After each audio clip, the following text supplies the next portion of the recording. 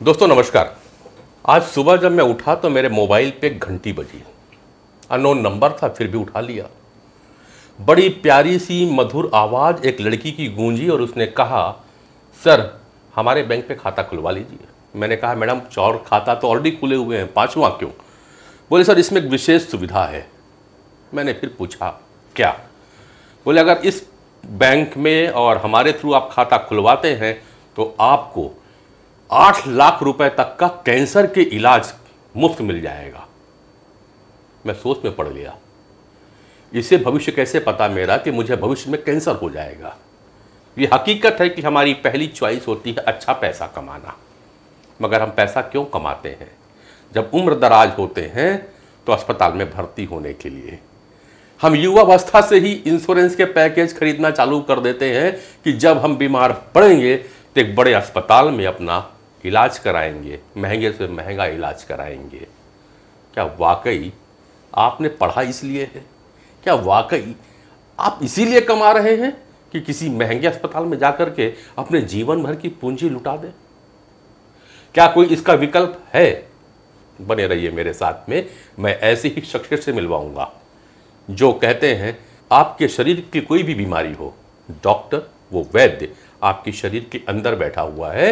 ये केवल कहने की बात नहीं है, उन्होंने जिया भी है। उनका नाम है डॉक्टर छगनलाल सोनवानी जी। छगनलाल सोनवानी का परिचय वैसे तो गवर्नमेंट प्रिंसिपल रिटायर हुए हैं रायपुर से, लेकिन उन्हें समाज के कई लोग योग प्रशिक्षक और प्राकृतिक चिकित्सक के रूप में भी जानते हैं, क्योंकि इन्होंने न केवल योग लोगों को सिखाया है, प्राकृतिक चिकित्सा के बारे में लोगों को बताया है, बल्कि खुद उसे जिया भी है।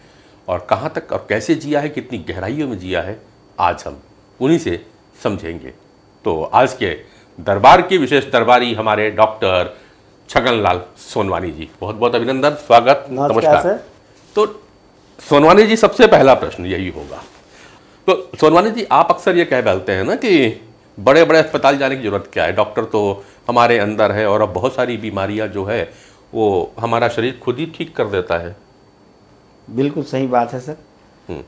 हम बीमार हम शरीर से पड़ते हैं और इलाज हम बाहर खोजते हैं, नीम हकीम वैद्य डॉक्टर से। ये बात ठीक नहीं है। हम जब बीमार पड़ते हैं, अपने सोचना है कि हम बीमार क्यों पड़े, तो उससे पता लग जाएगा कि हम बीमार क्यों पड़े। हमारे दिनचर्या, रहन सहन, खान पान इसके लिए बहुत जिम्मेदार होता है, और हम उसको ठीक कर लें तो ठीक हो सकता है। आप देखे होंगे, जानवर जब बीमार पड़ते हैं तो वो खाना बंद कर देते, तभी समझ में आता है कि बीमार हो गया। और हम लोग जब बीमार पड़ते हैं तो फिर दवाई के चक्कर में जाते हैं, डॉक्टर के चक्कर में जाते हैं। हम लोग इस चीज़ को ध्यान नहीं देते। शरीर जब खुद अवॉइड कर रहा है, हमको भूख नहीं लग रहा है, खाने की इच्छा नहीं हो रही है, आप बीमार पड़ते हैं, बुखार आया तो आपको खाने की इच्छा बिल्कुल नहीं होगी। ऐसी स्थिति में हम क्या करते हैं, दवाई लेना है तो हम कुछ खा के लेना है। डॉक्टर साहब तो आपको बिना खाए, कुछ खाए बिना दवाई लेने नहीं बोलेंगे, इसलिए आपको कुछ खाना पड़ेगा और दवाई खाना पड़ेगा। जबकि हमारे जो नेचर है वो कह रहा है कि आपको नहीं खाना है, तो हम लोग इसको अवॉइड करना चाहिए। हमको प्राकृतिक नियमों का पालन कर, जो चीज़ हमको शरीर से अंदर से अलाउ नहीं कर रहा है उसको नहीं लेना चाहिए। ऐसी स्थिति में अपने को उपवास की स्थिति बनती है। डॉक्टर साहब कह रहे हैं कि उपवास की स्थिति बन जाती है, उपवास में रहना चाहिए। एक और बात मैं डॉक्टर से जब चर्चा कर रहा था, सोनवानी जी थे, सोनवानी जी कहते हैं कि ये जो शरीर है वो फेंकना जानती है और हम उस शरीर में डाले चले जा रहे हैं। कभी कुछ अनहाइजीन चीज़ें डाल देते हैं, कभी अनहाइब्रिड चीज़ें डाल देते हैं, कभी मोमोज डाल रहे हैं, कभी समोसा डाल रहे हैं, कभी जंक फूड डाल रहे हैं, डालते चले जाते हैं और बीमार पड़ते हैं तो भी हम केमिकल डाल देते हैं और शरीर कहता है बाहर फेंक। प्राकृतिक चिकित्सा का यही सिद्धांत है क्या सोनवानी जी? देखिए सर, जब हम बीमार पड़ते हैं, जैसे बुखार आया तो शरीर ताप बनती है, शरीर तपता है, और ताप के माध्यम से क्या होता है, जैसे कोई चीज़ हमारे अंदर टॉक्सिन बैठा उसको जलाना चाहती है शरीर ताप के माध्यम से। देखिए बाहर में कभी कचरा होता है तो स्वीपर क्या करते हैं, कचरा इकट्ठा करके जला देते हैं, समाप्त हो जाए। ठीक उसी प्रकार जब सर्दी हुआ, हमारा तो नाक के माध्यम से, बलगम के माध्यम से विकार है निकलना चाहता है। पेट गड़बड़ हो तो आपको उल्टी होगी, दस्त होगी, मतलब बाहर फेंकना चाहता है। खून खराब हुआ तो आपको फोड़े फुंसी होंगे, और उसके माध्यम से आपके शरीर के जो विकार हैं, जो टॉक्सिन मैटर, उसको निकालना। बीमारी यानी गंदगी, हम लोग मानते हैं बीमार होना यानी कुछ नहीं, गंदगी है आपके शरीर में, उसको निकाल देना। यही है। प्रकृति में आप देखिए कोई भी चीज़, जिन चीज़ों से बना है प्रकृति, उसी 5 तत्वों में विलीन हो जाता है। जैसे बाहर में कोई भी चीज़ देख लीजिए, गंदगी जो चीज़ है, कुछ दिन के अंदर वो अपने में विलीन कर लेगी, कुछ हवा बन जाएगी, मिट्टी बन जाएगी, धूल से, या पानी, आकाश, इस प्रकार सारे तत्वों में वो विलीन हो जाता है। ठीक उसी प्रकार हमारा शरीर है, हमारे अंदर जो विकार है उसको फेंकना चाहती है, और हम क्या करते हैं, उसको दवाई ले लेते हैं। दवा लेना ने दबा देना, ख़त्म नहीं करना। कोई भी दवाई से आज ठीक हुआ है ऐसा नहीं कह सकते। मेडिसिन मतलब मेडिकल भी मानती कि दवा से बीमारी ठीक नहीं होती, केवल रोका जा सकता है। बिल्कुल, दवाई गलत शब्द हो गया शायद, दवाई होना था, दबा देती है, दबा देती है। आज मुझे नया परिभाषा, नए शब्द मिल गए आपसे, वो विभ्रंश हो गया होगा शायद, और हम दवाई कहते हैं, वो दवाई था। तो जितने भी आपके शरीर में जो भी व्याधियां हैं, जो भी लक्षण हैं, केवल उसको दबा देती है। सच्चाई है, जब तक आप दवा खाते हो तो ठीक रहते हो, दवा खाना बंद कर दीजिए, आप ना बीमार पड़ जाते हैं। और बड़ा अच्छा उदाहरण है, हर घर में कोई ना कोई डायबिटीज और इसका हाइपरटेंशन का मरीज तो जरूर होगा। जब तक दवा खाता है वो ठीक रहता है, दवा खाना बंद कर देता है वापस बीमार पड़ जाता है। ऐसे बहुत सारी चीज़ें हैं। तो दोस्तों, बातें जो शुरू में कही सोनवानी जी ने, वहीं से फिर आ जाता हूँ मैं, और आप इसको समझिएगा, क्योंकि हर आदमी अपने जीवन में चाहे कोई भी प्रायोरिटी बना ले, मगर उसकी पहली प्रायोरिटी होती है स्वस्थ रहना। क्योंकि यह शरीर जिसमें यह आत्मा निवास करती है, वह केवल सुख चाहती है, खुशी चाहती है, और सुख और खुशी तभी होगी जब आप हेल्दी होंगे, आप स्वस्थ होंगे। फेंकने की बात आई तो मुझे भी अचानक मैं सोच रहा था, और सोनवानी जी मुझे सोचते ध्यान में आया, यस, सवेरे उठते हैं तो अनायास ही कान पे मैल आ जाता है, नाक पे मैल आ जाता है, गले पे कफ आ जाता है, और कई बार देखिएगा, पता नहीं, नाभि के पास में कुछ रेसा टाइप का निकल आता है सुबह।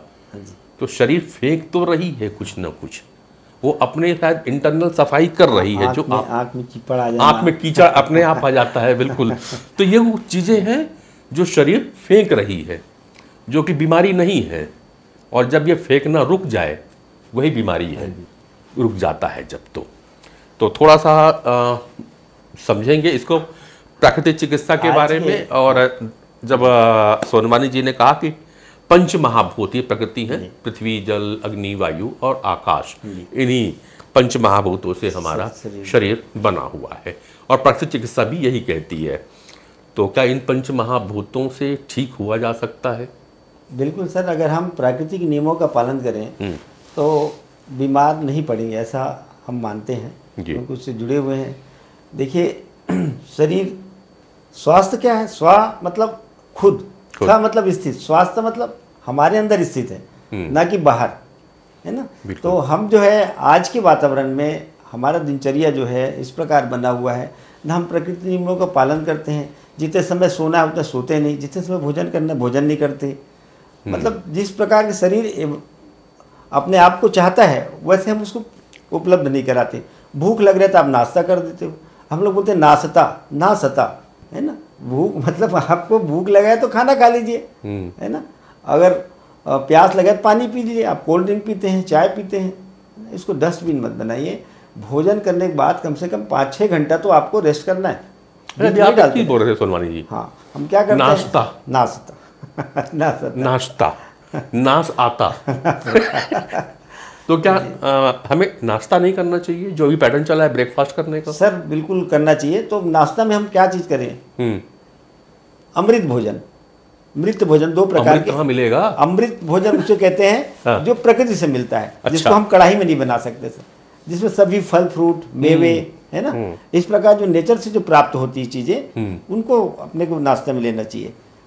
हेल्दी डाइट होता है, ना कि अपने को ये आपके जो मैगी, सवेरे हम ब्रेड खा लेते हैं, बिल्कुल, ये बिस्किट हो गई, बिल्कुल। हम देखते हैं, आप बोले चाय पीना है तो बोले 2 बिस्किट खा लेते हैं, खाली चाय पी। डॉक्टर ने बोला है कुछ खाने के बाद दवाई खाना है जी, तो इसलिए हम बिस्किट खा लेते हैं। हाँ। कि बिल्कुल नहीं। अच्छा, कई लोग क्या करते हैं, अब शुगर है तो चाय के साथ बोलेंगे नमकीन वाला बिस्किट, जबकि बिल्कुल गलत है। हाँ, मीठा बिस्किट नहीं खाएंगे, नमकीन खाएंगे, जबकि नमक और शक्कर उसमें चाय में बिल्कुल दोस्ती नहीं है। बहुत सारे उसमें क्या बात कही है, नमक और शक्कर की दोस्ती नहीं होती है।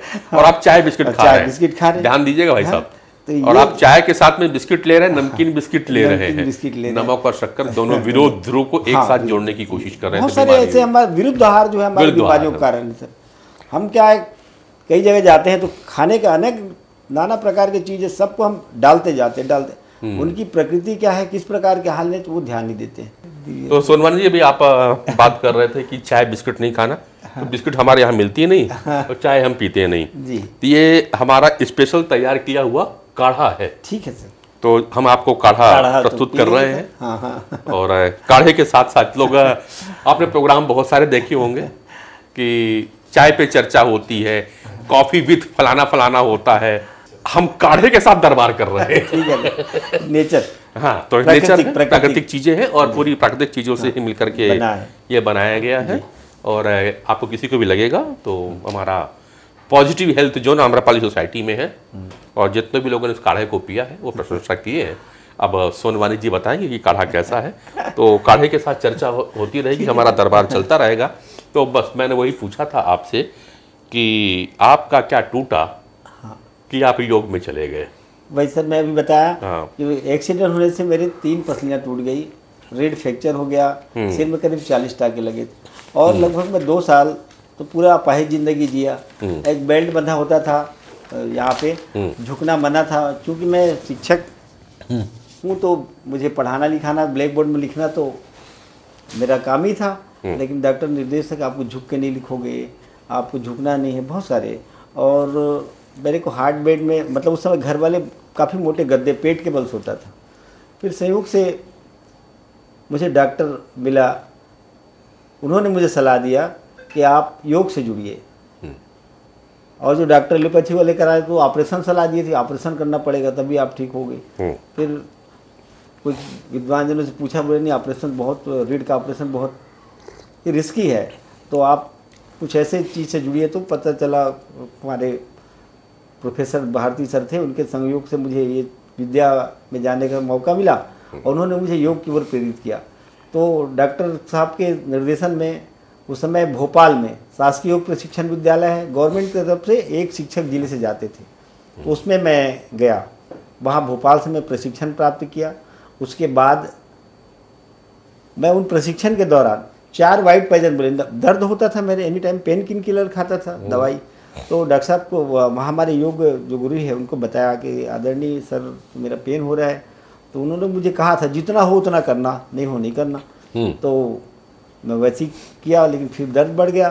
तो बताया कि बेटा 4 वाइट पैजन बोले, 4 वाइट सफ़ेद जहर है बोले, सफ़ेद जहर 4। मैं बोला क्या है सर? तो बताए नमक, शक्कर, मैदा और डालडा। नमक, शक्कर, मैदा और डालडा, ये जो है वाइट पैजन बोला जाता है। तो आप नमक को कम कर देंगे या छोड़ देंगे तो आपका ये पेन बहुत कुछ कंट्रोल हो सकता है मेरे। वाह। तो सर उस प्रशिक्षण के दौरान मैंने नमक नहीं खाया। अच्छा, मैं यहाँ बता दूँ, डालडा एक ब्रांड था, 94 में बहुत चलता था हमारे मध्य प्रदेश में। आज सामान्य भाषा में उसे आप वेजिटेबल घी कहते हैं, वनस्पति घी कहा जाता है। वो है डालडा। तो आपको वनस्पति घी अवॉइड करना है ना। मगर एक कन्फ्यूज हो रहा था, बोलते घी ही छोड़ दो। अब थोड़ा सा मैं पूछ लूंगा, प्राकृतिक चिकित्सा में क्या घी भी छोड़ देना चाहिए? जो प्राकृतिक चिकित्सा में तो ये कहा गया है नो एनिमल प्रोडक्ट, मतलब जानवरों से प्राप्त होने वाले कोई चीज़ नहीं खाना है।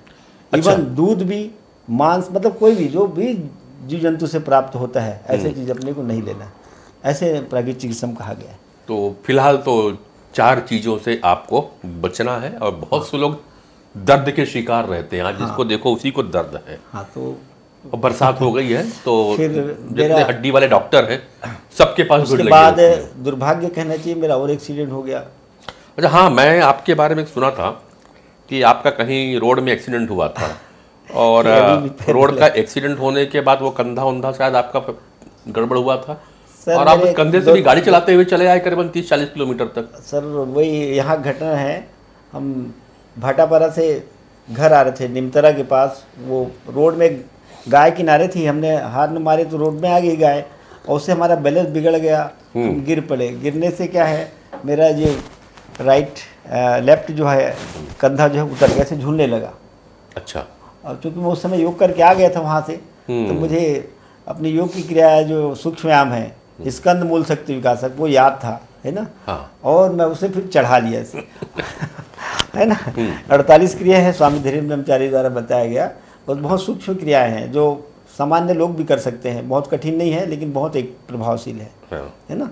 उसको आज बहुत कम लोग बताते हैं। धीरेन्द्र ब्रह्मचारी वही है जो इंदिरा गांधी को योग सिखाते थे। उनके जो है ना, उन्होंने मोरारजी देसाई जो उनके नाम, मोरारजी देसाई को भी नाम, बिल्कुल बिल्कुल। तो वो उनका जो सूक्ष्म 48 क्रिया है बच्चों स्कूल में वो लागू है सर। तो उसमें हमने स्कंद मूल शक्ति की जो क्रिया है जी ऐसे आगे। उसके बाद तो मेरा और एक्सीडेंट हुआ सन 2018 में, ये माना के पास। उससे क्या, रात में मैं आ रहा था, कुत्ते के कारण हो गया, तो मेरे दोनों पैर चोटिल हो गए थे, दोनों घुटने टूट गए मेरे। घुटने टूट गए? हाँ, यहाँ तो रॉड लगा था, अभी मैं बांधा हूँ देखिए। अच्छा, अभी भी रॉड लगा हुआ है? रॉड नहीं, रॉड निकाल दिया मैंने। रॉड निकाल दिए? 18 महीना नमक नहीं खाया। 18 महीने आपने नमक नहीं खाया, है ना।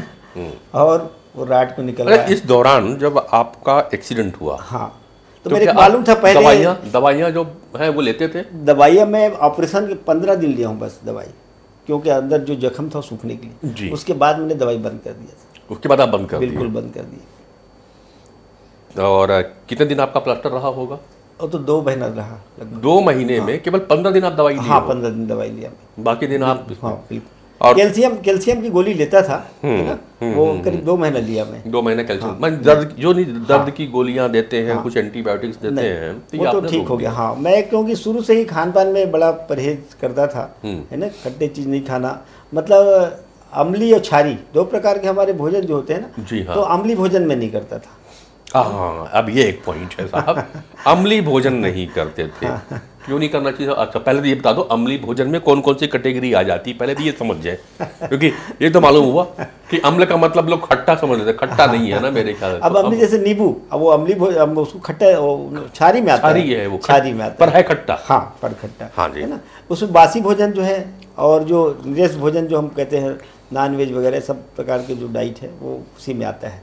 नॉन वेज अम्ली भोजन में आता है। बासी भोजन करना, बासी भोजन अम्ली होता है, है ना। फास्ट फूड ये सब अम्ली है। हम जो कोल्ड ड्रिंक वगैरह पीते हैं और जो चाय कॉफी है, ये सारे अम्ली भोजन टाइप के, हाँ, जो से अम्ल बनता है। तो ये चीज़ मैंने नहीं किया था, खाने में परहेज रहा और नियमित योगाभ्यास करता रहा, प्राणायाम। मैं एक्सीडेंट हुआ दिन ऑपरेशन, उस दिन भी प्राणायाम किया था। हाँ, डॉक्टर सक्सेना जी किए ऑपरेशन, बोले मैं थोड़ा सा 10-15 मिनट करता हूँ फिर ले जाना। अरे नाम भी ले रहे हैं आप, देख लीजिए कुछ नहीं है। डॉक्टर सक्सेना का नाम लिया है, डॉक्टर पुण्येंदु सक्सेना जी उन्होंने जाने माने आर्थोपेडिशियन है हमारे छत्तीसगढ़ के।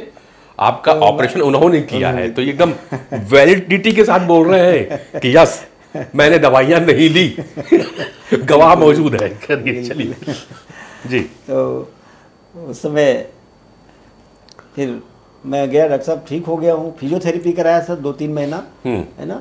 मैडम आती थी, राव मैडम जी, बहुत मेरे घर वाले भाग जाते थे जब वो फिजियोथेरेपी करती थी मैडम, तो दर्द इतना होता, मेरे पैर फिक्स हो गए थे ऐसे। जब मोड़ती थी ना तो राड लगी कर बहुत असहनीय पीड़ा होती थी जी। तो घर वाले ना वहाँ से हट जाते थे, मैं चिल्ला देते, मतलब करके आवाज़ निकलती थी ना, और करीब 1-8 लीटर पानी पी जाता था मैं 1 घंटे में, पसीना पसीना हो जाता, इतना दर्द सहा मैंने। और पैर को जब तक वो यहाँ तक नहीं लगाए टखने को, तब तक नहीं छोड़ी मैडम जी।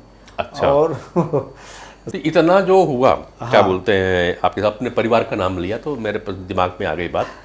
तो परिवार ने नहीं बोला कभी, अरे काहे को इतना तकलीफ से है, तो छोड़ छाड़ दो यार, दवाई खाओ जल्दी ठीक हो जाओगे? परिवार के लोग यही चाहते थे कि, वो जानते थे मेरा स्वभाव, है ना, कि ये तो मतलब हफ्ते में ये अपने हिसाब से करेंगे, है ना।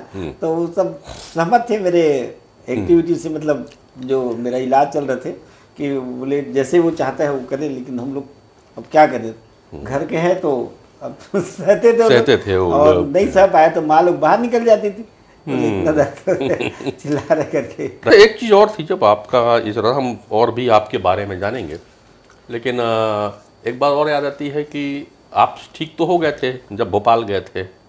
हाँ। और कहीं सुना था कि आप भोपाल से लौटे हो फिर दिल्ली चले गए थे। हाँ, वो हम लोग सर वहाँ भोपाल में ट्रेनिंग में थे। ट्रेनिंग के दौरान एक SCRT का मतलब आदेश आया, उसमें मध्य प्रदेश था, तो मध्य प्रदेश था, ये बात 94-95 की है। हाँ, तो मध्य प्रदेश था, तो डाक फिर आने में मध्य प्रदेश को मतलब दिल्ली से डाक आया, उसको इम्प्लीमेंट करने में पूरे राज्य में, फिर वहाँ से टीचर निकालना बड़े, और भी बहुत जल्दी 2-4 दिन में। तो ऐसे में वहाँ तार आया था उस समय। तो उस समय हमारे दीक्षा, जब ये यंग लड़के जिस चीज़ को सुन रहे होंगे तो 1994 में भैया मोबाइल नहीं होता था। पोस्ट कार्ड और अंतर्देशी चला कर चिट्ठी से डाक आती थी, और डाक आने में 15 दिन लगता था। तो हमारे पास में तार टेलीग्राम चलता था, और टेलीग्राम भी हमको करीबन 1 हफ्ते में मिला करता था उस समय में। इससे होती थी। अब भोपाल जाने के लिए 2 ही ट्रेन हुआ करती थी, और दिल्ली जाने के लिए हमारे पास में 1 ही ट्रेन थी, है ना। तो वैसे समय पे ये भोपाल से लौटते हैं, घर पहुंचते हैं, और पीछे से टेलीग्राम आ जाता है कि दिल्ली जाना है। क्या था वो किस्सा सर? तो उस समय हमारे पुलिस महानिदेशक हुआ करते थे मध्य प्रदेश, हाँ, खन्ना साहब, वो हमारे दीक्षांत समारोह के चीफ गेस्ट थे। और उस समय अग्रवाल साहब हमारे डायरेक्टर थे शिक्षा विभाग के, उन दोनों आए थे। तो वहीं ये बात पता लगा। तो हम लोग 10-11 लोग थे जो उनके अच्छे स्टूडेंट भोपाल में हम लोग को माना जाता था। तो बोले कहा सब जगह मंगाए, इन लोग को भेज दो। बोले पूछ लो इन लोग को। बोले 10-11 लोग दिख रहा है, 11 लोग मंगाए, तो इन्हीं को भेज दो। हम लोग से पूछा गया ट्रेनिंग के लिए 1 महीना के लिए 3 महीने तो वहाँ करके आए थे। फिर घर आए तो घर वाले बोले हम लोग कल दिल्ली जा रहे हैं। घर वाले भी बड़ा सर बोले 3 महीना दिल्ली जा रहे। तो हमारी अब इच्छा के आगे तो फिर कुछ कह नहीं सके वो लोग। हम गए वहाँ भी प्रशिक्षण करके आए सर। उसके बाद मैंने यूनिवर्सिटी में जब योग विभाग खुला, उसके फर्स्ट जो बेस था उसमें मैंने पीजी डिप्लोमा किया। पीजी डिप्लोमा करने के बाद एमए का यहाँ था नहीं क्लास, तो हमने महर्षि महेश योगी जो है कटनी जबलपुर में उनके विश्वविद्यालय, वहाँ से एक ब्रांच था यहाँ आपके राजनांदगांव में, वहाँ से हमने एमए की परीक्षा दी। उसके बाद अध्ययन करने की इच्छा थी, हमने यूनिवर्सिटी से भी पीएचडी के लिए अप्लाई किया और परीक्षा देते रहे, हो नहीं पाया। फिर हमने रावतपुरा यूनिवर्सिटी से पीएचडी की भी पढ़ाई योग में किया हूँ मैं। और ऐसा मेरे ख्याल से छत्तीसगढ़ में योग में शिक्षा विभाग में कोई पीएचडी किया तो मैं शायद पहले आदमी थे जो शिक्षा विभाग से योग तो किए बहुत, योग विषय के ऊपर आपने पीएचडी किया जी। अच्छा, एक चीज़ और आपके बारे में आती है, जब योग आप सुन रहे थे तो भारत छत्तीसगढ़ जो जाना जाता है वो संत शिरोमणि घासी दास बाबा के नाम पे भी जाना जाता है जी। तो आपने बाबा के ऊपर भी पीएचडी की है सुना? हाँ, मैंने ऐसा है सर, पीएचडी तो बहुत सारे विषय था, मैं स्कूल शिक्षा के ऊपर करना चाहता था, लेकिन पता नहीं अचानक हमारे गाइड के द्वारा ऐसा निर्देश मिला कि हमको इसमें करना चाहिए, इसमें कोई नहीं किया है ना। तो सतनाम योग साधना, सतनाम योग क्योंकि बाबा गुरु घासीदास जी योगी थे, क्योंकि उन्होंने योग साधना के द्वारा ही अपने सत्य को जो प्राप्त हुआ था उनको ज्ञान, उन्हें ध्यान और योग के बल में मिला था। तो मैं बोला अन्य विषय में तो कर चुके हैं बाबा जी, बहुत सही विषय है, तो मैंने उसको स्वीकार किया और बाबा जी के जो ध्यान साधना है उस पर मैंने योग पीएचडी किया। उसकी कुछ किस्सा थी हाँ, जो हमने सुना था कि आप तैयार नहीं थे, किसी ने आपको बोल दिया और आपकी। हाँ सही बात है। एक समय एक बात है, हमारे गुरु उस समय मंत्री हुआ करते थे और उधर जाना था मुंगेली साइड, तो वो हमारे यहाँ खमतराई में उनका प्रवास था, वहाँ से उनको जाना था।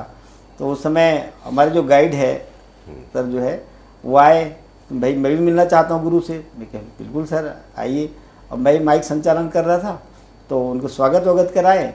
उसके बाद में वो बोलते हैं 2 शब्द मुझे बोलने दिया जाए, तब वो माइक दिया और गुरुजी के स्वागत के बारे में बोले। उसके बाद मेरे बारे में बोलने लगे, सोनवानी जी जो है हमारे विश्वविद्यालय से योग में पीएचडी कर रहे हैं, तो आप लोग को बताऊं कि योग में पीएचडी किस में कर रहे हैं? बाबा गुरु घासीदास के ऊपर कर रहे हैं। सब कोई ताली बजाए। मुझे आश्चर्य लगा, मैं बोली ये क्या हो गया, मैं तो इसके बारे में सोचा ही नहीं था। फिर जो भी हुआ हो गया सर। आपने योग में पीएचडी कर ली। हाँ। लेकिन आपके साथ में योग करते करते, और आप दावा कर रहे थे, दर्शकों को ये बता दूं कि सोनवानी जी के साथ में केवल 1, 2 या 3 या 4 एक्सीडेंट नहीं हुए हैं। इनके साथ में जितना ये योग को अपनाते गए उतने बार दुर्घटनाओं ने इनकी परीक्षा ली।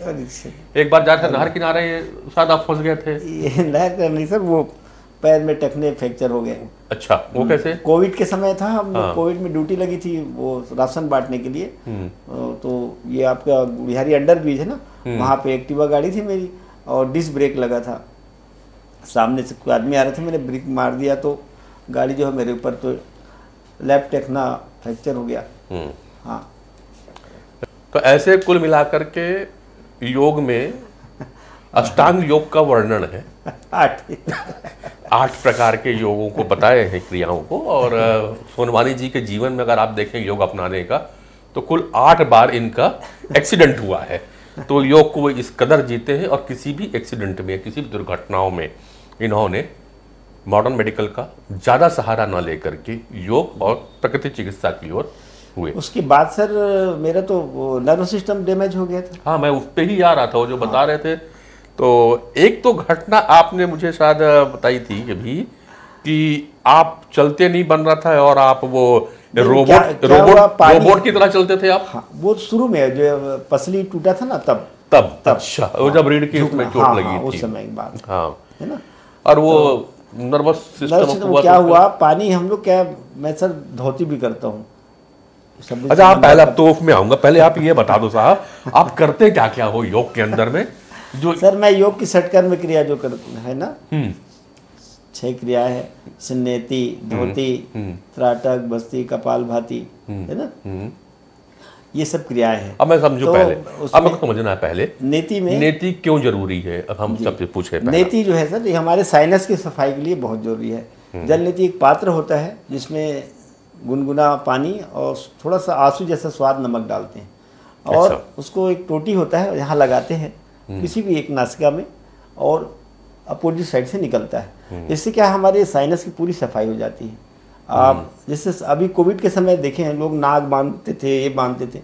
अब आज के वातावरण इतना धूलग्रस्त है, हम लोग जिस प्रकार दांत को रोज धोते हैं ऐसे नाक को तो नहीं धोते, लेकिन ये जल नीति जो है पूरी तरह से सफाई हो जाता है। एक तो नेचर ने हमारे अंदर इसमें बाल उगा दिए हैं नासिका में, है ना, वो रोकती है। ऊपर से आप उसमें चिपक जाता है, तो जल नीति जो करते हैं तो पूरी तरह सफाई हो जाता है, साइनस पूरा साफ हो जाता है, इससे सांस लेने में भी। और हमारे जो हेड क्षेत्र है, आँख, नाक, कान, मुंह, इसके लिए बहुत फायदेमंद है जल नीति जो है। माइग्रेन तक ठीक होता है इससे, बिल्कुल। हाँ, और जो आप कह रहे हैं ये बात मुझे अच्छी लग रही है। मैंने अभी, अब मेरा जो भी है एज जो है, अब मेरा चश्मा नहीं लगाया है ना, और मैंने अभी 62.5 साल लगभग हो रहे हैं, है ना, तो भी चश्मे की जरूरत नहीं पड़ा है। तो ये मैं मानता हूँ योग का ही कमाल है, जल नीति का, है ना। और वस्त्र धोती जो कपड़ा होता है, नेति में तो रस्सी भी डालते हैं सर नाक से। वो नहीं, मैंने भी कोशिश की, तो मैं नेति तो कर लेता हूँ, नाक में पानी क्योंकि साइनस का प्रॉब्लम रहता है, तो मैं भी इधर से डाल के वीतक्रम होता है, मगर सर वो कोशिश बहुत की, वो रबड़ की रस्सी दी थी, डाला तो वो घुस ही नहीं रही थी, अंदर से चीख चालू हो गई। सर है हमारे वीडियो, बड़ा कठिन काम लगता है। और एक हमने सोचा है, सुना था साहब कि वो लोग अंदर में कपड़े डाल देते हैं, फिर निकाल देते हैं, वस्त्र धोती बोलते हैं सर, वस्त्र धोती। हाँ, एक दल धोती। पानी पी के पहले कुंजल करते हैं, लगभग जितना पानी पेट भर पी सके उतना पानी पीने, उसके बाद वोमिटिंग कर दे, उसको धोती बोलते हैं।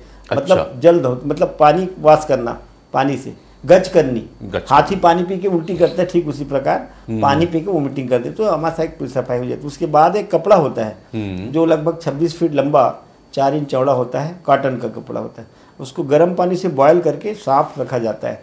उसके बाद फिर उसको जीभ में लेकर के धीरे धीरे चखलते हुए लेना पड़ता है, तो वो अंदर जाके स्टमक में पूरी तरह से, वो हमारे अमाशय जो इस प्रकार होता है, वहाँ जान है ना, भोजन तोड़, तो उसमें जो म्यूकस रहते हैं पूरा चिपक जाता है। वो तो जब निकालेंगे चिकनाहट लिए रहता है ना।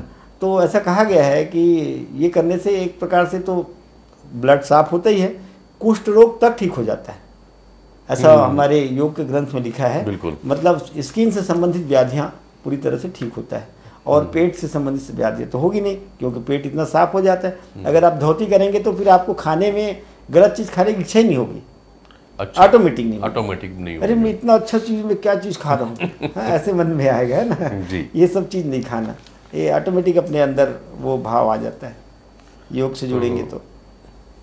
एक टीवी पे अक्सर ऐड आता रहता है, हम कहते हैं हर रोग दफा जब हो पेट सफा।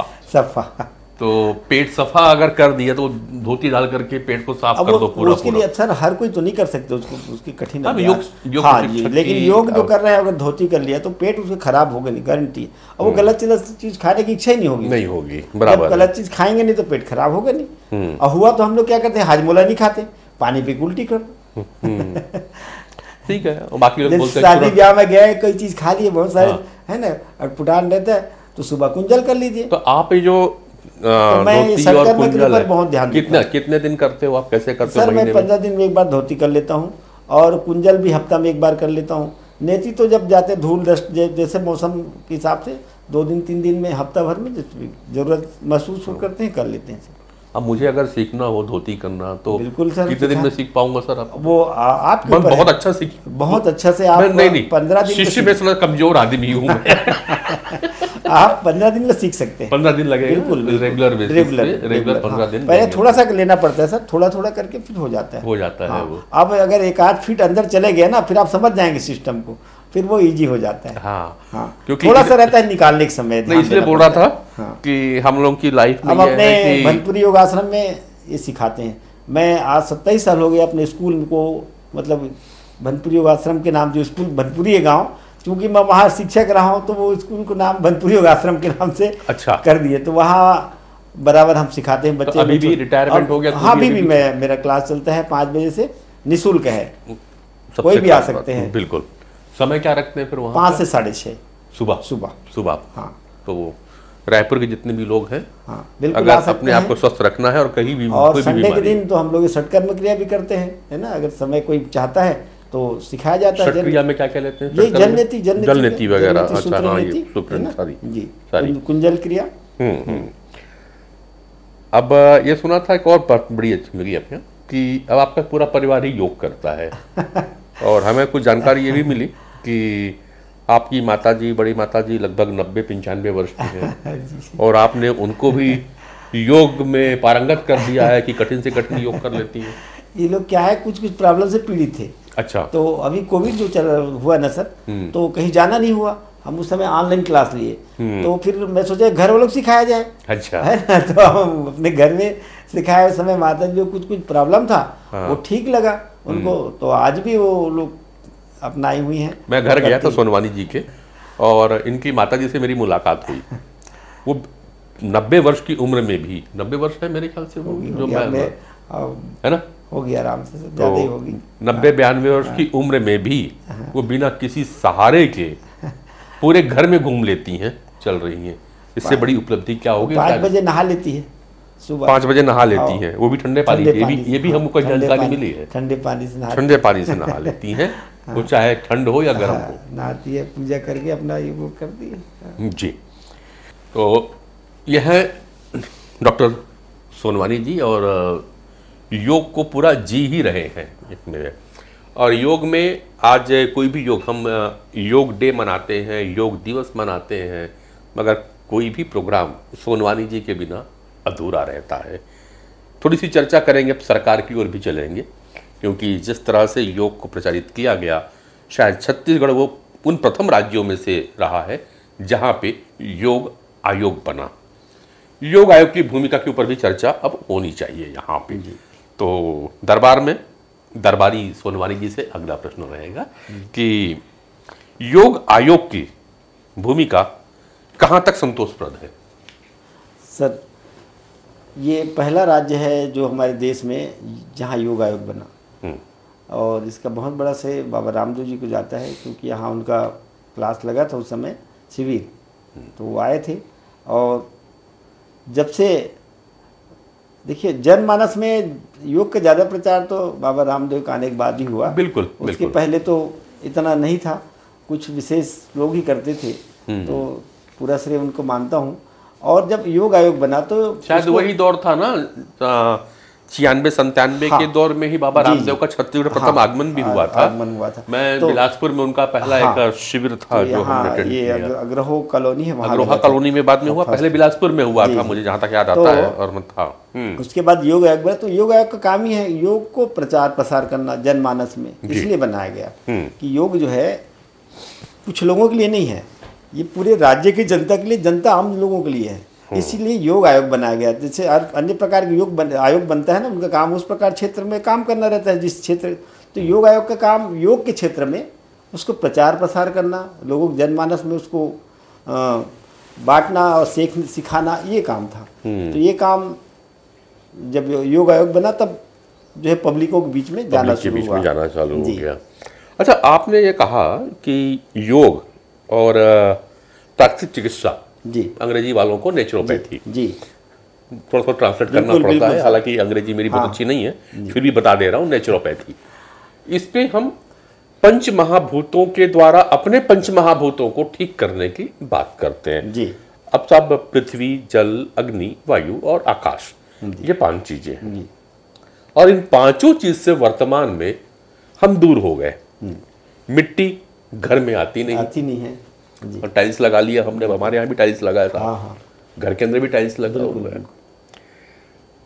जल, जी, हम पानी में भीगना नहीं चाहते सर, अभी भी निकले तो आज हुआ बारिश, तो हमने कहा छोड़ भाई कार में जाएंगे, तो पानी में नहीं भीगना, नेचर से दूर होते जा रहे हैं। वायु में हम निकलते नहीं, बाहर घूमने निकलते नहीं कि हमको आकाश तत्व मिले। अग्नि, वो ताप हम लेते नहीं, सूर्य का प्रकाश हम लेते नहीं। तब पंच महाभूत का बैलेंस कैसे करेंगे हम? योग और प्राकृतिक चिकित्सा सोनवानी जी से जानते हैं। सर मैं ये कहता हूँ, योग और प्राकृतिक चिकित्सा एक सिक्के के 2 पहलू हैं, जैसे हेड और टेल होता है। अगर हम प्राकृतिक चिकित्सा अपनाते हैं तो योग जो है नेचर है, योग जो है जितने भी आपके आसन जो बने हैं प्रकृति से लिया गया है, जीव जंतुओं से लिया गया, पेड़ पौधों से लिया गया है। जैसे वृक्षासन, वृक्ष से लिया गया, वृक्षासन, मयूरासन, ताड़ासन, है ना, गौमुखासन, मार्जरी आसन, ये मकरासन है, ऐसे बहुत सारे जो आपके है ना, उष्ट्रासन, भुजंगासन, ये बहुत सारे ऐसे जो आसन है वो प्रकृति से लिया गया। बिल्कुल। तो सर हम योग जब करते हैं तो हमारा खान पान उसमें प्राकृतिक चिकित्सा जुड़ा, प्राकृतिक गुण जुड़े हुए हैं। योग करेंगे तो आपको मॉर्निंग उठना पड़ेगा, पेट आपको खाली रहे तब योग करेंगे आप, है ना, और आपका आहार प्रकृति के अनुकूल होगा। योग में बिल्कुल निरस्मय भोजन, बिल्कुल परहेज है, शुद्ध सात्विक आहार है, तो ये प्रकृति का ही रूप है। तो इस प्रकार जो है प्रकृति चिकित्सा योग दोनों एक सिक्के के 2 पहलू हैं, ऐसा मैं मानता हूँ। 5 महाभूत, देखिए आज हम जब बीमार पड़ते हैं तो जैसे हम डॉक्टर के पास पहुँचे तो तुरंत हमको सिरिंज चढ़ाता है, ग्लूकोज की पूर्ति करता है, क्योंकि 90% बीमारियां हम मानते पानी कम पीने के कारण होता है। लोग पानी पीते नहीं, तो तुरंत हम जाते हैं ग्लूकोज लगाते हैं, पानी की पूर्ति कर देती है, ठीक है ना। अच्छा, आप इलेक्ट्रोलाइट बैलेंस हो जाता है। आप देखते हैं जब डॉक्टर साहब आपको ऑपरेशन करना होता था, आपको 1 दिन पहले खाना बंद करवा दे, उपवास, आकाश तत्व। क्या बात है। हाँ, आपको खाना नहीं खाना है ना, ऑपरेशन करने के बाद भी नहीं खाना है, बाद भी नहीं खाना है, पहले भी नहीं खाना है, राइट। तो ये एक प्रकृति के चिकित्सा का भी रूप है। अब देखिए धूप, आप आकाश तत्व जो हो गया, मतलब हमारे 5 तत्व जो है इस प्रकार हम लोग इसको करते हैं सर। ये जो है, हाँ, अग्नि है, अग्नि, ये देखिए ये वायु, अग्नि वायु मिले तेज होगा। ये आगे हमारा आकाश तत्व, हाँ, ये हमारे पृथ्वी, ये जल, इस प्रकार है, ऐसी प्रकृति है। अग्नि है, वायु है, उसके बाद आकाश है, पृथ्वी है, जल है, ऐसे ही है ना, बराबर। तो इस प्रकार है हमारी संरचना जो है। तो हम जब देखते हैं, आज देखिए आपका हर जो आहार लेते हैं वो हमारी प्रकृति से मिलता है, मतलब जमीन से मिलता है। मिट्टी हमारी माँ है। देखिए ये मकान जो बना हुआ है, हमारा जो भवन है, इसकी रिपेयरिंग जब हम करना होगा तो सीमेंट, छड़, गिट्टी से करेंगे, जिससे बना है। हमारा शरीर तो उन तत्वों से, उससे हम दवाई से तो बनी नहीं है, तो इसकी रिपेयरिंग हम दवाई से करें तो हमको रिपेयरिंग इसी से करना चाहिए ना।